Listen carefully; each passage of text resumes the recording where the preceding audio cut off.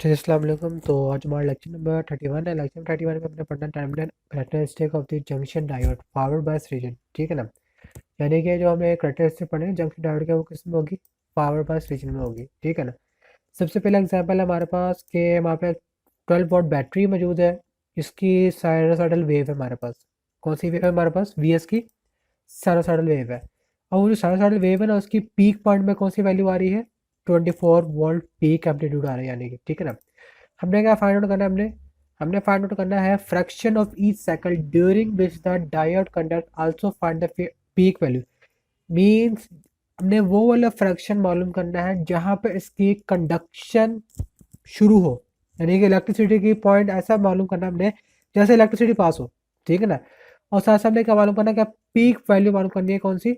Maximum reverse bias में। यानी कि एक तो हमने क्या फाइंड आउट करना है? हमने फ्रैक्शन जहाँ से कंडक्टिविटी इंक्रीज हो रही है, और दूसरी अपनी चीज़ मालूम करनी है रिवर्स बायस के हमारे पास मैक्सिमम रिवर्स बायस क्या आ रहा है वोल्टेज, ठीक है ना, डायोड के अंदर। अच्छा जी, तो वहाँ पर ये एक डायग्राम है। मैं आपको मेरे पास जो है ना, एक ये है, मैंने एक बनाई है ये वाली पावर पॉइंट की स्लाइड ना। तो इसमें जो है ना, हमने दो तरीकों से कर सकते हैं। एक हमारे पास है साइन के साथ ये वाला काम, ठीक है ना। जो हैंड आउट से मौजूद है ना, वो हमारे पास कोस के साथ कर रहे हैं, ये वाले कोस के साथ, ठीक है।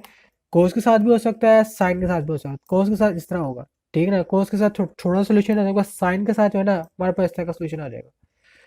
उन्होंने हमें इसके साथ दिया हुआ साइनोसॉइडल वेव दिया, इसका मतलब कि हम साइन के साथ करेंगे हम, ठीक है ना। तो अगर देखा जाए, यहाँ पर सबसे पहले समझते हैं ग्राफ। सबसे पहले ना हम समझते हैं ग्राफ बन के आ रहा है यहाँ पर। अब यहाँ पे देखो जरा, हमारे पास जो है यहाँ पर सबसे पहले जीरो वैल्यू थी, ठीक है ना। तो मैक्सिमम वैल्यू वहाँ पे यहाँ पहुंची है वाली, ठीक है ना। वहाँ पे क्या है? पीक पॉइंट है 24 वोल्ट, ठीक है। उसके बाद दोबारा कहाँ पहुंचा? जीरो पे। जीरो के बाद इधर पहुंच गई वैल्यू। ये वाली जो वैल्यू है हमारे पास कौन सी है? नेगेटिव में वैल्यू, नेगेटिव 24 वोल्ट है। दोबारा जीरो पे आएगा, फिर जीरो से दोबारा किस में जाएगा? ये 24 वोल्ट। दोबारा जीरो पे आएगा, सोन चलता रहेगा ऐसा करके। अब जो हमारे पास जो है ना, ये आई डी, यानी कि 12 वोल्ट बैटरी हमारे पास, ये सर्किट गिवन है ना हमारे पास, ये सर्किट गिवन है। इसमें हमारे पास ये वी एस लगा हुआ है, प्लस यहाँ पर रेजिस्टेंस लगा हुआ है, डायोड लगा हुआ है, और वहाँ पे यहाँ पर क्या लगा हुआ है? 12 वोल्ट बैटरी। अब यहाँ पे देखो तरह, एक और चीज़ यहाँ पर गौर करने वाली बात है कि ये प्लस जो है वोल्टेज किसके साथ जुड़ा हुआ है? एनोड के साथ। एनोड का मतलब पॉजिटिव टर्मिनल ऑफ डायोड, ठीक है ना।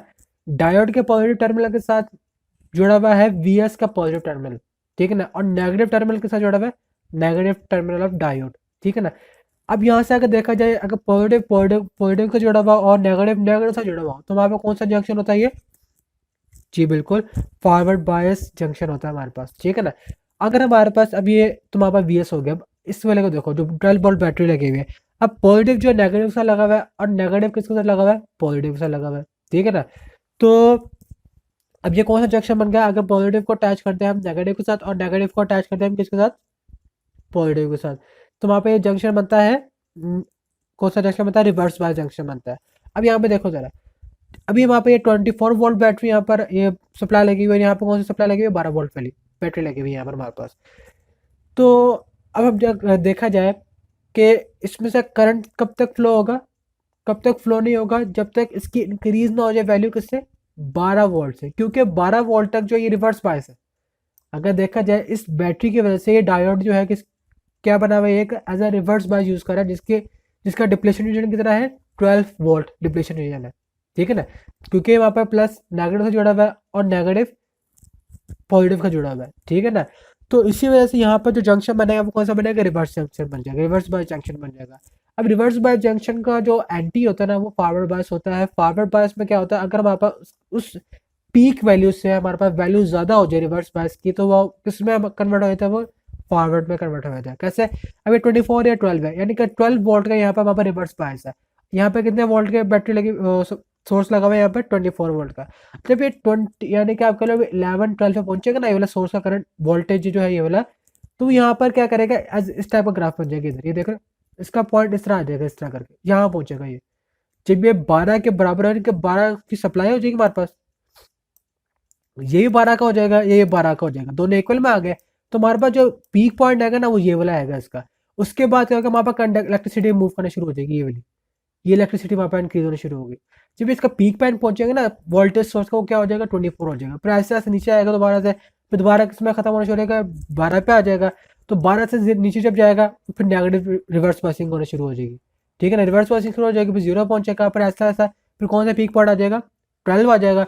12 के बाद दोबारा जो मैक्सिमम पीक पॉइंट आएगा हमारे पास कौन सा आएगा, 24 आएगा। 24 माइनस 12 हमारे पास कितना आ गया, यानी कि 12 वोल्ट का ये जो बना हुआ ना ये वाला हिस्सा, ठीक है ना, ये हमारे पास 12 वोल्ट का एक करंट सप्लाई हो रहा है, किसकी मदद से, इस सोर्स की वजह से, ठीक है ना। अच्छा जी, ये डायग्राम तो हमारे पास हो गया। हमने आप क्या मालूम करना है, तो इसका एंगल मालूम करना है कि इसका एंगल क्या बन रहा है यहाँ पे दोनों तरफ का, ठीक है ना। और उसके बाद हमने मालूम करना है इसका नेगेटिव ये वाली साइड का, कि यहाँ पर नेगेटिव जो है रिवर्स पासिंग कितनी हो रही है। अच्छा जी, हमें मालूम है कि इस साइन वेव है, यानी कि साइन थीटा उसकी पीक वैल्यू हमारे पास क्या है, 24 है, तो हम लिख सकते हैं कि 24 साइन थीटा, ठीक है ना। और ये किसके बराबर होगा, 24 साइन थीटा, यानी कि बैटरी वोल्टेज सोर्स है ना ये 24 साइन थीटा, अभी किसके बराबर होगा, 12 वोल्ट की बैटरी के। हमने यहाँ पर लिख दिया 24 sine theta is equal to 12, 12 sine theta is equal to 0.5 और theta is equal to 30 degree आ गया हमारे पास। अब जाकर यहाँ पर देखा जाए 30 डिग्री यहाँ पर बना हुआ है, अब यहाँ पर देखा जाए 30 डिग्री ये बना हुआ है, 30 डिग्री ये बना हुआ है, ठीक है ना। उसका मतलब यहाँ पर क्या, हाफ साइन वेव की वैल्यू वापस क्या है, 30 डिग्री। अगर फुल साइन के वापस क्या हो गया, यानी कि दोनों तरफ के हमारे पास वैल्यू क्या होगी, 2 को 30 से मल्टीप्लाई कर तो वहाँ पे क्या आ जाएगा, ये 60 डिग्री हो जाएगा, ठीक है ना। तो हमने क्या क्या हमें मालूम है कि हाफ साइन वेव कितने किसके बराबर होती है, 180 डिग्री के बराबर होती है, यानी कि जो सीधी लाइन होती है वहाँ पर किसके बराबर होती है, 180 डिग्री के बराबर होती है, ठीक है ना।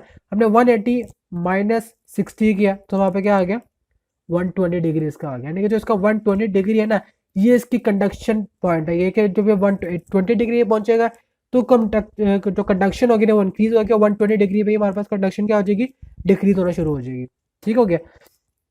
ये था हमारे पास साइन के साथ। अब कोस के साथ कैसे होगा, कोस के साथ हमारे पास है कि हमने सिर्फ हमने 24 कोस इज इक्वल टू 12, कोस को हमने कोस थीटा 0.5 वो डायरेक्ट वहाँ पे क्या आ जाएगा, एक 60 डिग्री का आ जाएगा, ठीक है ना। अब 60 डिग्री को 180 से माइनस करो तो वो भी हमारे पास कितना आता है, 120 डिग्री आता है, यानी कि दोनों साइन में भी है कोस में भी कितना आता है हमारे पास, ये 120 डिग्री में कंडक्टिविटी इंक्रीज होती है, 120 डिग्री में वापस क्या होती है, डिक्रीज होती है, ठीक है ना। अच्छा जी, अब जो है हमारे पास इसके आगे हमने रिवर्स बायसिंग करनी है, हमने ये तो हमारे पास उसकी निकले डिग्री की वैल्यू निकलेगी ना हमारे पास, ठीक है ना।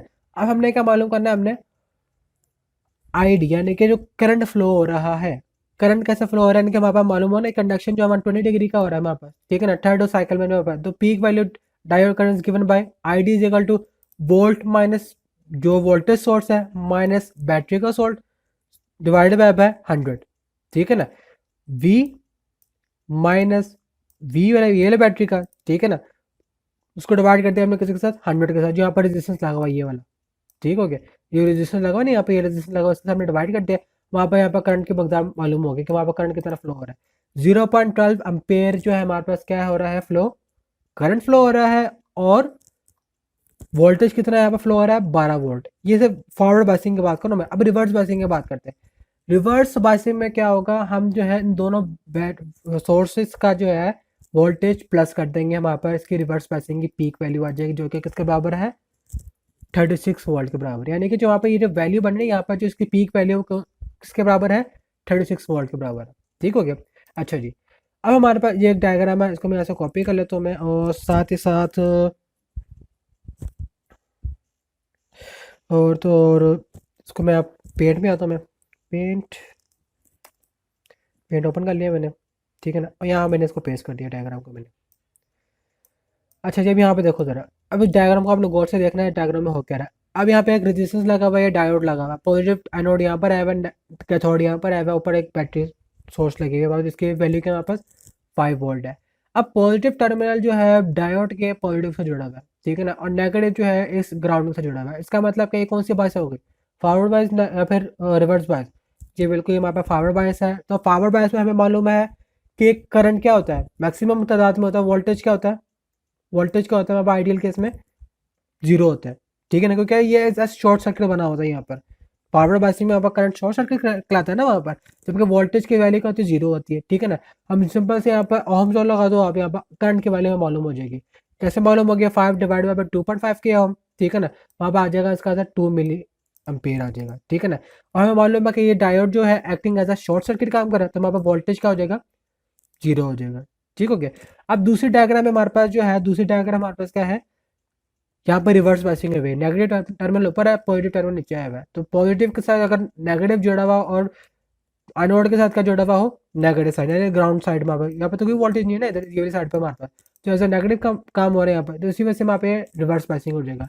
रिवर्स बायसिंग में हमारे पास क्या होता है, रिवर्स बायसिंग में हमारे पास जो है करंट जीरो होता है और जबकि वोल्टेज ज़्यादा होती है। करंट जीरो क्यों होता है, क्योंकि वो रिवर्स बाय होता है और वो इंसुलेटर ऐसा इंसुलेटर काम कर रहा होता है, ठीक हो गया।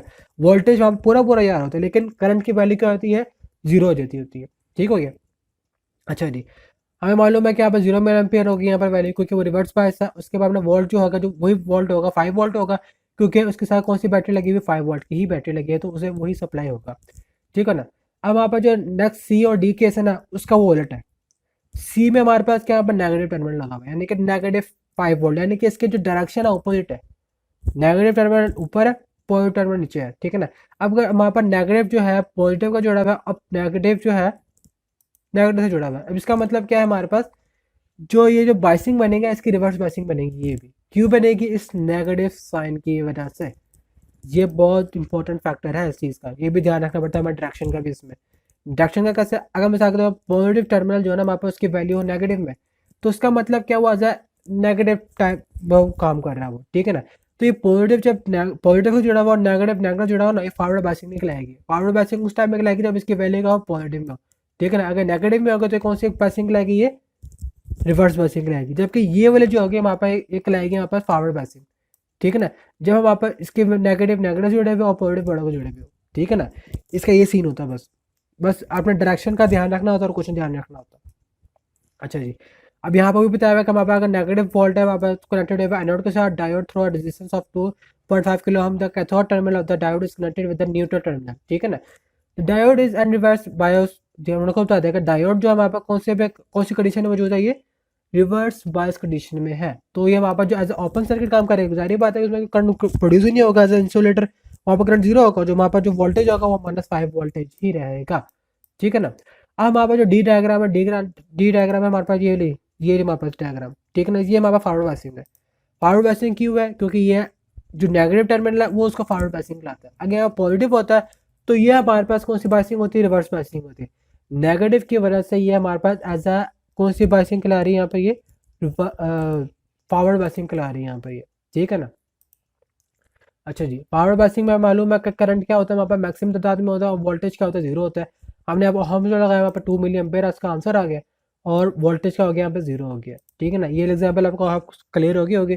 अब जो एग्जाम्पल है ना वो बहुत ज़्यादा इंपॉर्टेंट एग्जाम्पल है, उससे कहते हैं दिमाग लड़ाने वाली एग्जाम्पल है, फुल हाईवे वाली।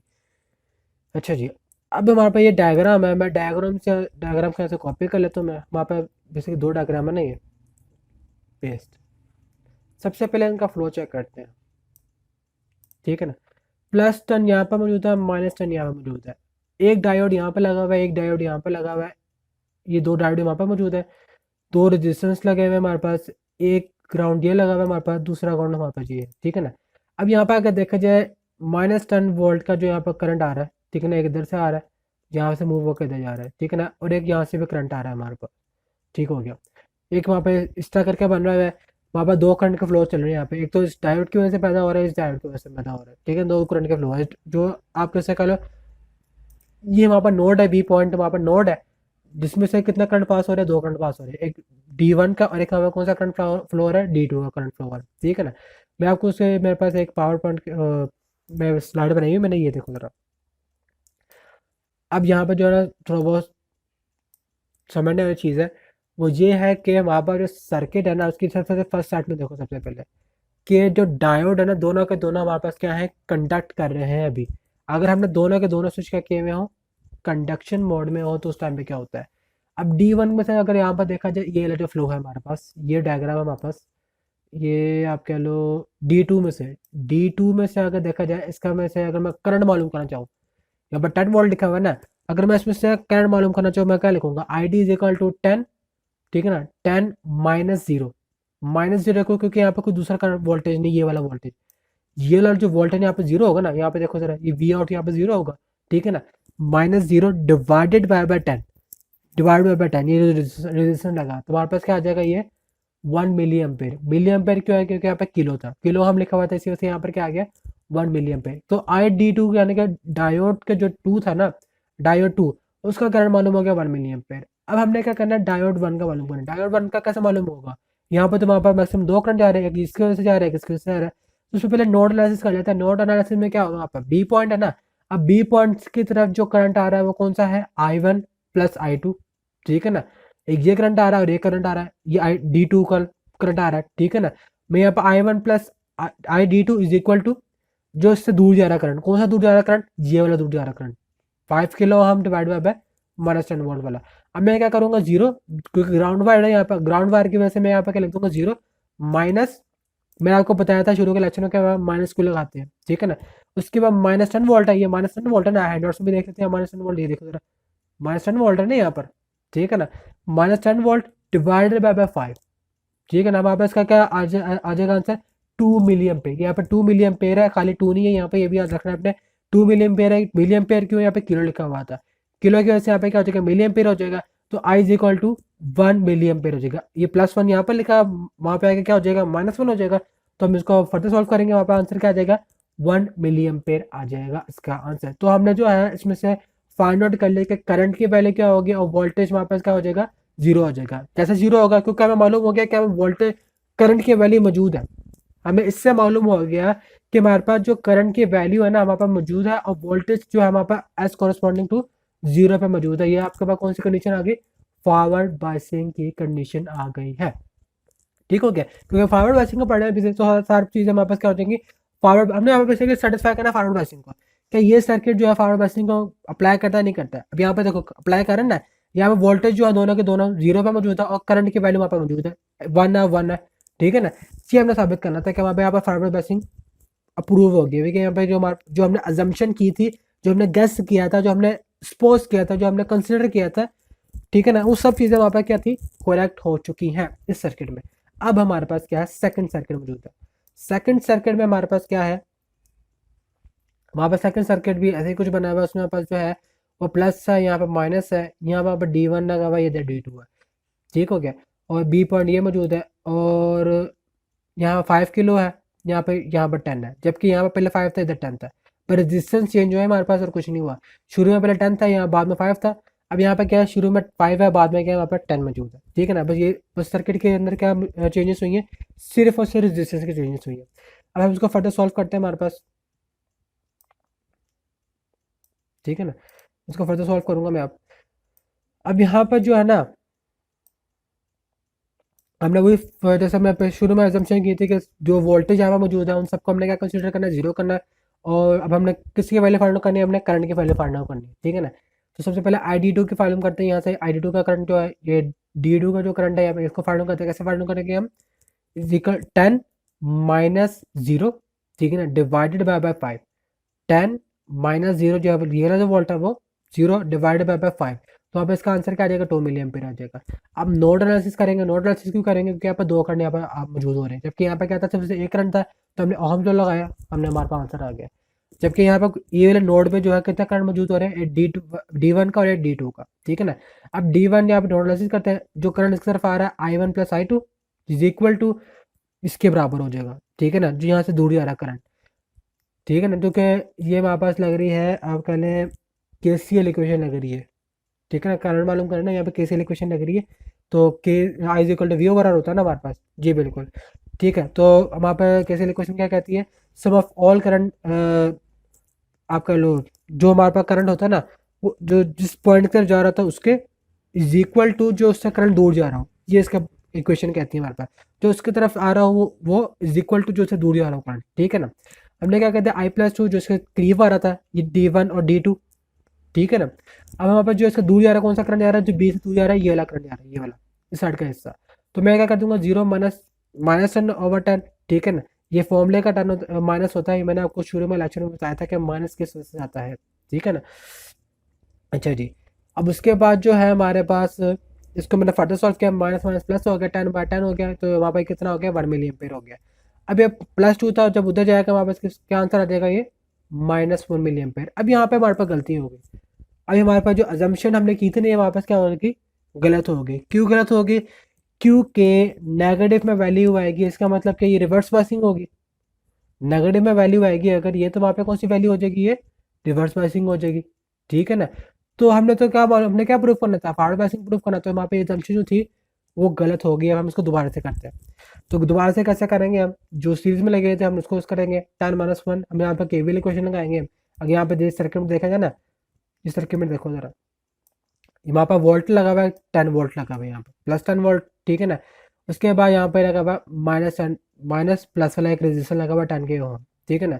और यहाँ पर आपका लो डायोड लगा हुआ है ये वहाँ पर जब फ्लो चलेगा ना, केवीएल इक्वेशन लगाएंगे, 10 - 1 मल्टीप्लाई बाय 10 k = 0, ठीक है ना। तो वहाँ पर इसका जो आंसर आता है I = +1 मिली एम्पेयर आता है। तो ये वहाँ पे इसी वजह से वहाँ पर कंडीशन क्या हो जाएगी, 0, वो जिसे कहते हैं ना इनकरेक्ट हो जाएगी एजम्पशन वहाँ पे ये वाली।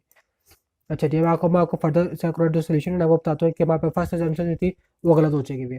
अब सेकंड एजम्पशन है, हमने क्या किया कि ये पूरा का पूरा हमने जो ना ये D1 को ऑफ कर दिया। हमने क्या किया, जो D1 में से जो पहले करंट पास हो रहा था ना, हमने क्या किया उसको कह दिया, हमने कंसीडर कर लिया कि जो D1 डायोड है ना वो रिवर्स बायस में लगा हुआ है, इसमें तो करंट पास ही नहीं हो रहा। हमने एक कंसीडर कर लिया।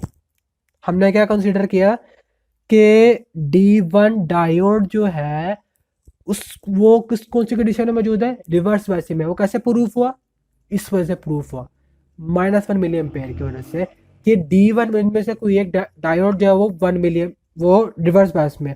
कैसे मालूम है, जब हमने यहाँ का करंट मालूम किया था उसकी वैल्यू क्या थी, 2 मिली एम्पेयर, इसका मतलब ये रिवर्स बायस में नहीं है।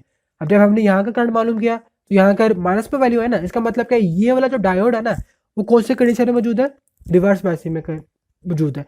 तो इसका मतलब क्या, हम यहाँ से इसको ऑफ कर सकते हैं, इसको कंसिडर करो या ना करो ये फारिक है हमारे लिए, क्योंकि उसमें कोई करंट मौजूद ही नहीं है इसके अंदर। तो हमने क्या किया, डायरेक्ट ही हमने इस तरह की डायग्राम बना ली इस तरह करके, इसको हमने क्या करते हैं ऑफ कर दिया, और एक पूरा का पूरा करंट फ्लो हो रहा है इस तरह करके, ये वाला करंट क्या फ्लो हो रहा है, इस तरह करके फ्लो हो रहा है अभी, ये फ्लो हो रहा है। अब हमने क्या करेंगे, डायरेक्ट ही एक full on the whole question बनाएंगे। कैसे बनाएंगे, 10 - 10 यानी कि जो ये वाला वोल्टेज है माइनस ये वाला वोल्टेज, ठीक है ना, डिवाइड बाय भाई इन दोनों का +15, ठीक है ना। इन दोनों को जब प्लस करेंगे यहाँ पे सीरीज में आ जाएगा, एज अ सीरीज में हो जाएगा ना ये, जब ये वाला खत्म हो जाएगा ये, और वायर को अगर हम सीधा करेंगे इसको तो ये वापस सीरीज में हो जाएगा ये। तो 10 + 5 हमारे पास क्या हो जाएगा, 15 हो जाएगा। और ये दो वोल्टेज आपस में क्या करेंगे, हम इसको सब्ट्रैक्ट करेंगे, ठीक है ना। सब्ट्रैक्ट करेंगे, ये हमारे पास 20 हो जाएगा, 20 और 15 हमारे पास किसके बराबर हो जाएगा, 1.33 मिली एम्पेयर के बराबर हो जाएगा। अब वोल्टेज कैसे मालूम होगा हमारे पास, ये तो करंट मालूम हो गया। अब वोल्टेज कैसे मालूम होगा, वोल्टेज हमें मालूम होगा इसके अंदर 10 multiply 1.33 by according to KVL equation यहाँ पे यूज कर रहे हैं हम, 10 मल्टीप्लाई 1.33 -10, ठीक है ना, इज इक्वल टू 3.33 वोल्ट हमारे पास इसका आ गया। अब मिसाल के तौर पर अब यहाँ पे एक और चीज नोट करने वाले पे आता है कि अगर हमारे पास जो है वोल्टेज इंक्रीज है, यानी कि वोल्टेज की वैल्यू हमारे पास गिवन हो गई है, इसका मतलब कि यहाँ पर करंट की वैल्यू क्या होगी, 0 होगी। क्यों, क्योंकि हमारे पास जो एक डायोड है वो रिवर्स बायस में लगा हुआ है, तो हमारे यहाँ पर ये वाली भी कंडीशन सेटिस्फाई हो गई है कि हमारे पास जो D1 है वो कौन सी कंडीशन में मौजूद है, रिवर्स बायस में। और फाइनल रिजल्ट हमारे पास निकला I = 0 एंड B = 3.3। अब कुछ स्टूडेंट सोच रहे होंगे कि यहाँ पर I = 0 कैसे हो गया, यहाँ पर हमने वैल्यू निकाली है अभी डायोड 2 की 1.3 थी, ये डायोड 2 की करंट की वैल्यू है, ये वैल्यू है हमारे पास किसकी, डायोड 1 की, ठीक है ना। डायोड 1 की कैसे, क्योंकि हमने टोटल वोल्टेज निकाला, टोटल वोल्टेज तो हर जगह सेम होगा, ठीक है ना, इधर भी सेम होगा इधर भी सेम होगा। अगर मैं इधर का निकालूंगा वोल्टेज तो इसका मतलब क्या है, जो हमने यहाँ पे कंडीशन में प्रूव कर लिया हमने, अगर यहाँ का वोल्टेज गिवन है, इधर का वोल्टेज इंक्रीज है, इसका मतलब क्या है, यहाँ पर करंट क्या होगा, 0 होगा। ये कौन सी कंडीशन फुलफिल हो गई, रिवर्स बायस की कंडीशन फुलफिल हो गई है, ठीक हो गया। अच्छा जी, हैंड आउट में सब चीज़ें यहाँ पर वही चीज़ लिखी हुई है जो जो मैंने साथ समझाई है मैंने, A to Z में पीपीटी जो है मैं ड्राइव का लिंक भी सेंड कर दूंगा, मैं साथ नीचे लगा दूंगा मैं, ठीक है ना, ताकि आपको आसानी हो जाए समझने के लिए, ठीक है ना। यहाँ पे देखो जरा, वही सब चीज़ें यहाँ पे लिखी हुई हैं जो मैंने पीपीटी के फाइल में बनाई हुई है। अब हमारे पास जो है terminal characteristic of the junction diode, कि हमारे पास जो है फॉरवर्ड बायस में जो है ना, फॉरवर्ड बायस की कंडीशन ग्राफ के अंदर कैसे प्रूव आउट होती है, मैं बता चुका पहले ग्राफ, लेकिन फिर भी दोबारा से बताया तो मैं यहाँ पर ग्राफ में हो क्या रहा है, कंट्रोल प्लस V। अब यहाँ पे देखो जरा, मैंने आपको बताया था हमारे पास एक ऐसा ब्रेक पॉइंट आता है जिसमें हमारे पास करंट की तादाद क्या होती है, एकदम से आसमान की तरफ चले आता है, ठीक है ना। और वो सिलिकॉन जो होता है हमारे पास वो 0.7 पे होता है, और जर्मेनियम क्या होता है 0.5 0.3 होता है मेरे ख्याल से, ठीक है ना। अब हमारे पास शुरू शुरू में क्या होता है, जब फॉरवर्ड बायसिंग में लगा होता है तो जो डिप्लीशन रीजन होता है वो ऐसे ऐसा कर कौन सी वैल्यू में अप्रोच कर रहा होता है, जीरो की वैल्यू अप्रोच कर रहा होता है। जो वो एक ऐसा पॉइंट आता है जब डिप्लीशन रीजन खत्म हो जाता है ना, तो वहाँ पर करंट की वैल्यू क्या हो जाती है, मैक्सिमम अमाउंट में होती है, और वोल्टेज क्या होता है वहाँ पर जीरो होता है, ठीक है ना। वोल्टेज कॉन्स्टेंट वे में चलता है ऊपर की तरफ, कॉन्स्टेंट वे में चल रहा है ना, यहाँ पे देखो कॉन्स्टेंट वे में करंट की वैल्यू क्या हो रही है, मैक्सिमम हो रही है। ये वहाँ पर फॉरवर्ड बायस है। जबकि रिवर्स बायसिंग में क्या हो जाता है कि वहाँ पर जो है ऐसा पॉइंट आता है, ठीक है ना, ऐसा पॉइंट आता है जिसमें हमारा डिप्रेशन रीजन का जो मैक्सिमम अमाउंट में होता है, और उसके बाद क्या होता है वहाँ पे एक मिनिमम अमाउंट ऑफ करंट जो है ना वहाँ पर सप्लाई होना शुरू हो जाता है, जिसे हम क्या कहते हैं breakdown of PN junction, breakdown of diode, ठीक है ना। ये डायग्राफ ये समझा रहा है बस। अच्छा जी, अब यहाँ पे देखो इधर an indicate characteristic kind of consist of three distinct region, कि अगर हमारे पास जो है वोल्टेज की वैल्यू ग्रेटर देन जीरो होगी, ये बता रहा है केस, ठीक है ना, यानी कि वहाँ पे जो फॉरवर्ड बायसिंग में जो value greater than zero value ना, ये वाली value less than zero, less than value यानी कि इस यहाँ पे पहुंची हुई भी है, इस साइड पे आ रही है हमारे पास ये। उसके बाद negative value, negative Z x कौन सी, ये वाली वैल्यू, ये वाली, ठीक है ना, ये हमारे पास क्या नेगेटिव जेड है। लेस देन जीरो यानी कि यहाँ पहुंची हुई इधर, ग्रेटर देन जीरो मतलब यहाँ पहुंची हुई वैल्यू, ठीक हो गया। ये यहाँ पर तीन कंडीशन है, और उसके बाद हमारे पास है forward biasing region. Forward bias जो है उसका टर्मिनल वोल्टेज जो है क्या होता है, उसका फॉर्मूला क्या होता है हमारे पास, उसका फॉर्मूला हमारे पास है I is equal to I S E N divide by N V divide multiply by T minus one, ठीक है ना। ये वी टी माइनस वन लिखा हुआ है यहाँ पे बेसिकली, और कुछ भी नहीं लिखा हुआ है। तो अब जो है ना हमारे पास आई एस हमारे पास क्या कांस्टेंट है यहाँ पर, ये सोर्स करंट हमारे पास है। उसके बाद जो है हमारे पास टेम्परेचर दिया हुआ है, टेम्परेचर हमारे पास जो वोल्टेज, ये वाला वी टी मतलब है ना, वी टी यहाँ पे क्या, इसका मतलब है ये voltage by using room temperature, VT का मतलब ये है। And it directly proportional to the area of the diode, diode के बराबर है यानी कि जो, ठीक है ना। The voltage VT is the constant and given as VT is equal to K T divided by Q. के हमारे पास है बोल्ट्जमैन इक्वेशन, टी हमारे पास टेम्परेचर है, क्यू हमारे पास चार्ज है, ठीक है ना, इन्होंने यहाँ पर बताई हुई है। के हमारे पास किसको जाकर है, बोल्ट्जमैन कांस्टेंट को, जो कि जिसकी वैल्यू हमारे पास क्या होती है 1.38 मल्टीप्लाई बाय 10⁻23 जॉल्स पर केल्विन के बराबर होती है। जबकि टी वहाँ पर एब्सोल्यूट टेम्परेचर है जो कि वहाँ पर किसके बराबर होता है, रूम टेम्परेचर के, ठीक हो गया। और मेगा 25 to 20 डिग्री होता है मेगा रूम टेम्परेचर। और क्यू हमारे पास क्या होता है मैग्नेट ऑफ इलेक्ट्रिक चार्ज, जैसे हम कूलम्स लॉ भी कहते होते हैं, कूलम चार्ज जिसे कहते हैं 1.6 मल्टीप्लाई बाय 10⁻19 कूलम चार्ज, ठीक हो गया। अब हम इसको जब फर्दर सॉल्व करते हैं ना, तो वहाँ पर जो है इसका 25.2 मिली वोल्ट इसका आंसर आता है वी टी का। ये वैल्यू आपने याद रखनी है, वीटी की वैल्यू क्या होती है 25.2 मिली एम्पेयर, ठीक हो गया, मिली वोल्ट सॉरी। आपने अब यहाँ पर जो एन जो लिखा हुआ है, जो एल लिखा हुआ है, एन के साथ वी लिखा हुआ है, ठीक है ना। एन से क्या मुराद है, in the diode equation the constant and has a value between 1 and 2 depending on the material and physical structure of that, यानी कि जो डायोड होता है ना, वो जो एन की वैल्यू होती है वो 1 और 2 के दरमियान में रहती है, वो किसके ऊपर डिपेंड करती है, हमारे पास मटेरियल के ऊपर डिपेंड करती है, ठीक हो गया। अच्छा जी, अब उसके बाद जो है ना हमारे पास के फर्दर आप कह लो सॉल्वेशन है कि अगर हमारे पास जो है आई की value greater than I S है, यानी कि जो वहाँ पे ये आई की वैल्यू है ना, ये ग्रेटर देन किसके आई एस है, तो यहाँ -1 लिखा हुआ था ना ऊपर ये वाला, ये -1 लिखा हुआ था, ये -1 क्या हो जाएगा, नेग्लेक्ट किया जाएगा, क्योंकि हमारे पास जो ये करंट के सप्लाई है ना वो ग्रेटर देन किससे आई एस है, अगर लेस देन होगा तो यहाँ -1 लिखा जाएगा, ठीक हो गया। अब यहाँ पर इस एक्सप्रेशन को ना इन्होंने कुछ आज से कहते हैं ना फंकारिया दिखा के डायरेक्टली लिखा हुआ है यहाँ पर उन्होंने। ये कैसे लिखा हुआ है मैं आपको बताता हूँ कैसे लिखा हुआ है उन्होंने।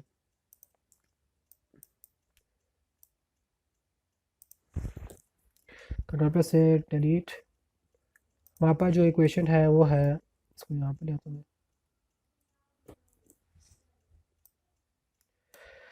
वहाँ पर क्वेश्चन लिखे हुए I1 is equal to I S E V one divided by N V T, ठीक है ना, ये वहाँ पर क्वेश्चन है। तो अब जो हम क्या करेंगे यहाँ पर जो है ना ऐसा करते हैं हम सबसे पहले लॉग ले लेते हैं हम इन दोनों साइड का, ठीक है ना। लॉग कैसे आएगा हमारे पास, ये मेरे पास क्वेश्चन बनी Y one is equal to I S E V one divided by N V T, ठीक हो गया। अब हम क्या करूँगा, मैं क्या करूँगा, मैंने इन दोनों तरफ का क्या लूँगा, लॉगरिथम लूँगा मैं, ठीक है ना। लॉग कैसे लूँगा, नेचुरल लॉग यानी कि ये मैं ऐसा करता हूँ मैं L N L N I one is equal to, वापस यहाँ पे आ जाएगा L N I S E V one divided by N V T. हमें मालूम है जो पावर होती है ई के ऊपर, लॉगरिथम में क्या होता है, फॉर्मूला के अकॉर्डिंग टू फॉर्मूला जो इसके पावर होती है वो पहले लिख देते हैं हम उसके। ठीक है, कैलकुलस में पढ़ा ना कि जो इसकी पावर होती है वो पहले आ जाती है। मैं क्या करूँगा, जो इसकी पावर पहले क्या थी, वी वन थी ना, वी टोटल वोल्ट वोल्ट हमारे पास आ जाएगा V divided by N V T. ठीक है ना, नेचुरल लॉग, ये वहाँ पता जाएगा एल एन आई एस। ठीक है ना, आई एस ई। अब ई जो है नेचुरल लॉग ऑफ ई वो बराबर होता है 1 के बराबर होता है। नेचुरल लॉग ऑफ ई वहाँ पर किसके बराबर होता है, 1 के बराबर होता है। ठीक हो गया। अब हमने क्या मालूम करना था, वी मालूम करना था, हमने वी मालूम करना ना हमने, तो फिर मैं क्या करूँगा, वी को यहाँ पर रहने दूंगा, एन वी टी वहाँ पे आके क्या हो जाएगा, मल्टीप्लाई हो जाएगा, एन वी टी यहाँ पे आके मल्टीप्लाई हो जाएगा, और जो I S L N I S जो वहाँ पे क्या हो जाएगा, यहाँ पे डिवाइड हो जाएगा। तो यहाँ पहले क्या लिखा हुआ था, आई लिखा हुआ था, L N I divide by I S. ठीक है ना, मैं दोनों को इकट्ठा करके लिख रहा हूँ, मैं एल एन उसको। ठीक है ना, क्योंकि दोनों में नेचुरल लॉग लगा हुआ है। इज इक्वल टू किसके बराबर हो जाएगा, वी के बराबर हो जाएगा, जो यहाँ पे वी लिखा हुआ था। तो यहाँ पे ये क्वेश्चन बनेगी, ये जो यहाँ पे लिखी हुई उन्होंने। ठीक होगी, यहाँ पे ये क्वेश्चन बनी हुई है। अच्छा जी, अब उसके बाद सेम एटिज वहाँ पर एक क्वेश्चन बनी हुई आई वन के लिए, ये यहाँ पे on the whole I voltage के लिए थी ये वाली। अब यहाँ पर आई वन आई टू दोनों लिखे हुए हैं। ठीक है ना, आई वन की वहाँ पर क्या वैल्यू है, ये वाली वैल्यू है, आई टू की वैल्यू क्या है, ये वैल्यू, यानी कि वोल्टेज वन के लिए ऐसे ये वैल्यू निकलेगी, वोल्टेज टू के लिए ऐसे ये वैल्यू निकलेगी। अब हमने यहाँ पे क्या किया, these two can be combined by two produce, यानी कि इन दोनों को हम कंबाइन करेंगे, कंबाइन करने से वहाँ पर ये I two divide by I one is equal to E V two minus V one divide by N V T. Same as जैसे ऊपर वाले को सॉल्व किया ना हमने, सेम एज इट इज इसी को सॉल्व करेंगे, नेचुरल लॉग लेंगे दोनों तरफ का हमने, natural log of I two divide by I one is equal to natural log of e V two minus V one divide by N V T. अब ये देखो, ये वाला जो टर्म होगी ना, ये पहले आ जाएगी पूरी की पूरी, ये जो टर्म होगी वहाँ पे पहले आ जाएगी ना। मैं ऐसा करता हूँ, ये भी सॉल्व करके दिखाया था मैं। ठीक है, नहीं है वापस पूरी की पूरी आ गई, copy paste, copy paste paste. ठीक हो गया, ये आप समझो कि ये इसके एक्सपोनेंट में लिखी है यहाँ पर ये वैल्यू। ठीक है ना, मैं क्या करूँगा, दोनों तरफ से नेचुरल लॉग ले लूँगा इस तरह करके, ये I two divide by I one लिखा हुआ ये। ठीक है ना, ये यहाँ पर नेचुरल लॉग में ले लूँगा इस तरह करके। सेम एट इज दोबारा से मैं क्या करूँगा, वो फॉर्मूला लगाऊंगा मैं। हमें मालूम है जब अगर हमारे पास नेचुरल लॉग में क्या होगा कि अगर पावर में की वैल्यू वो पहले आ जाती होती है, वहाँ पर ये पूरी की पूरी वैल्यू भी आ जाएगी, कॉमन प्लस एक्स हमेशा हो जाएगी है। अब एल एन ई किसके बराबर होता है, 1 के बराबर होता है, तो यहाँ पर मैं लिख दूंगा, मैं इसकी जगह 1 बराबर लिख दूंगा। अब हमने क्या मालूम करना था, हमने हमने क्या मालूम करना है यहाँ पर, V two minus V one, यानी कि डिफरेंस बिट वोल्टेज, यानी कि डेल्टा वी वन मालूम करना है। तो मैं क्या करूँगा, मैं ये वाली जो वैल्यू होगी यहाँ डिवाइड हो रही है यहाँ पर, ठीक है ना, तो उधर जाके क्या हो जाएंगी, ये मल्टीप्लाई हो जाएंगी। कॉपी,